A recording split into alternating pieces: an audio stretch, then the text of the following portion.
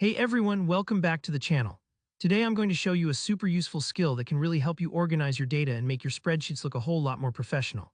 We're talking about how to insert a table in Google Sheets using the new pre-built table feature. By the end of this tutorial, you'll know how to quickly add attractive, customizable tables to your spreadsheets. No more fiddling with rows and borders one by one.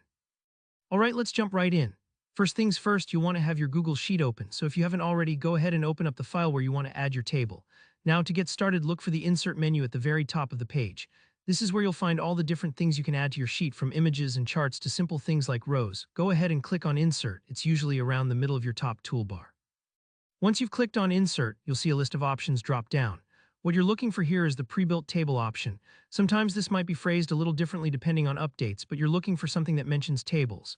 This handy feature didn't always exist, but now it makes adding tables a breeze, especially if you want something structured and visually appealing without fussing with every cell. Now, after you select Pre-Built Table, take a peek over to the right side of your screen. A panel should pop up. Don't worry if it takes a second to load. Here, where the fun begins, Google Sheets offers a variety of ready-made table templates.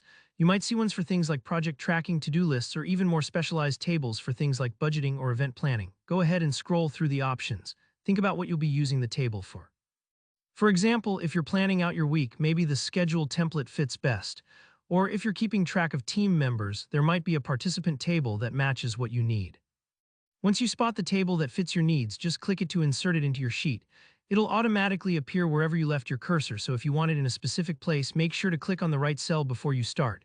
One thing to remember, if the table doesn't look perfect right away, that's totally normal. These templates are meant to be a starting point. Next, let's talk about customizing this table to truly make it yours. By default, the table might have a generic name like Table 1.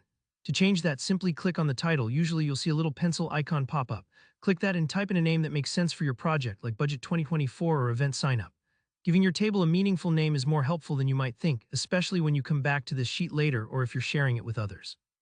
And here's the best part, you're not locked into anything. Want to tweak the colors, add new columns, or remove rows you don't need? You can do all that with just a few clicks. Look for the little blue handles or menu dots around the table. These let you adjust the size, style, and contents however you want. Feel free to experiment and see what looks best for your data. If you make a mistake, don't worry, just hit undo or make the change again. It's all about finding what works for you. And that's really it. With just a couple of easy steps, you've added a polished, functional table to your Google Sheets, making your information clearer and your spreadsheet that much easier to manage. If you found this tutorial helpful, be sure to hit that like button. It really helps out the channel. Drop a comment below if you have any questions or if there's another Google Sheets feature you'd like to learn about. And of course, don't forget to subscribe for more step-by-step tutorials just like this one. Thanks for watching, and I'll see you next time.